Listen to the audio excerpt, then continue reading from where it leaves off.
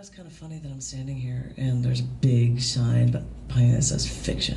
Fiction. How true is that? Whether or not it is, I won't. It's flash. Hey, it's flashing. I'm just randomly picking things from this book Oeuvre to share with you. Okay. This first one, people in Illinois, I don't think they appreciate it, but I'm hoping in Texas you may. This is called My Father Shooting an Animal. We sat in our dining room, looking out the sliding glass door onto the patio, the expanse of concrete that led to the pool, fenced away from the ravine. Father had dislocated his shoulder. His arm was in a sling. He had a friend's shotgun, some sort of instrument, and he looked out the window, Sister and I behind him, looking over his shoulder. And then he saw a small squirrel walking along the edge of the patio. And Father opened the sliding glass door, propped the gun over his dislocated shoulder, tried to look through the sight, and kept the gun balanced.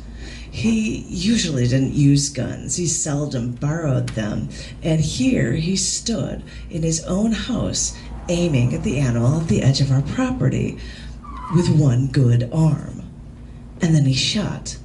We all looked. The animal hit, stumbled to a nearby hole. He hit the animal, despite all his trouble, all his pain. People wonder why he shot the animal.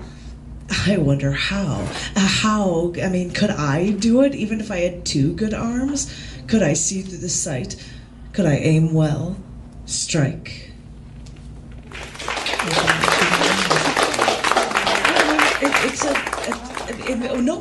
It's not like, ooh, yuck, but it was just so impressive. Did he that hit it? He hit it, and it stumbled off to the side. And it was like, you've got a dislocated shoulder, and you're balancing this gun on his shoulder and aiming. And I'm like, how could you? I mean, it wasn't an offensive thing. Like, how could you do that? But it was like, how could you pull it off? That's a difficult thing to do. Did he eat it?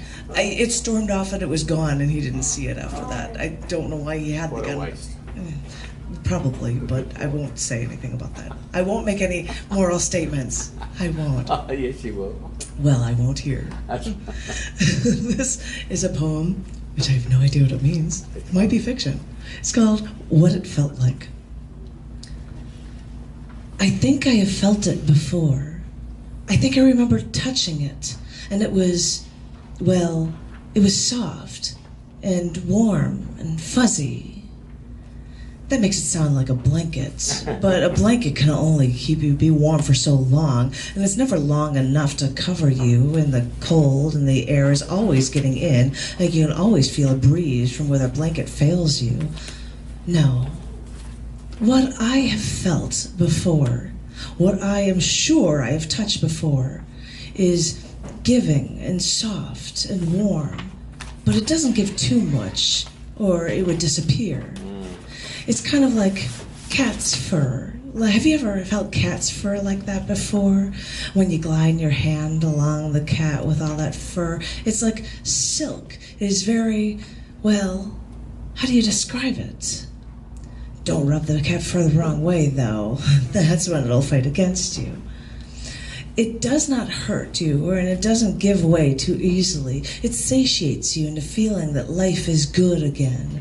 And when nothing seems to do that for you, sometimes all you've got is love. I mean, that feeling of warmth and softness. Do you know what I'm talking about? Yeah, I do. I'm sure I felt that feeling before. That's good. I must have. Yeah. And actually, that was in a collection book called Warm and Fuzzy, and the words warm and fuzzy happen to be in that. So this one is called, this is called Once Wanted You as My Friend. And I wasn't looking at you like I was saying that to you. Like I only once wanted you. It didn't mean that way. It wasn't, I was just reading the title to you, I swear. It's called Once Wanted You as My Friend. I should laugh about this. I know people will probably hear your stories and think that I was a bad and evil girl. I don't care. I don't want to be a part of your life anymore. I once wanted you as my friend after I was falling apart and I thought I had no one and I wanted my life back. And because I believed you, You told people I was your best friend, and you are a liar, plainly put. I didn't know you do that. F your best friend's boyfriend, a date, or even the guy for a month until your neurotic ego can't take it. I mean, I don't care about a year and a half recovery from that evil spell with you. I should never have forgiven you for that. But maybe you need attention from every penis you can get it from. Maybe you're more of an attention whore that I could ever be than anyone I know could ever be. And my neurosis tendencies didn't keep me at my parents' house while I was studying for a second job because I didn't know what on earth I wanted to do. And maybe my tendencies didn't make me lose my friends and go through men like hand rags and give me sexually transmitted diseases. And it didn't leave me screwing someone that while I was engaged to someone else. Oh, I never had a orgasm with him before. Well, I don't know what to tell you, but all I can think is that you've made this bed out of straw and fabric scraps, and I don't care if it rained yesterday and your precious bed smells now, but you've got nothing clean to lean on. Well, you've made that bed, and now you have to lie in it and have a good night's sleep when you try to make sense out of what you think is insane. God, the only thing that's insane is the way that your man still put up with you for so long. Or how many things have you still not told him yet anyway?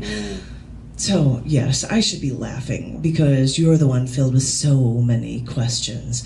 Please, for your own benefit, get them figured out. I wanted to cut off ties with you sooner, but I would have had to lose one of my closest friends in the process, and we couldn't have that, of course not. But I'm glad your warped mentality misconstrued what I said, and that's exactly what you did. Nothing more, nothing less. But at least you got the idea, because no, I don't want to be a part of your life any longer, and I don't want to openly condone what you've done to your man, and what you're doing to your man, and I want to walk away from this unscathed. So I think I will.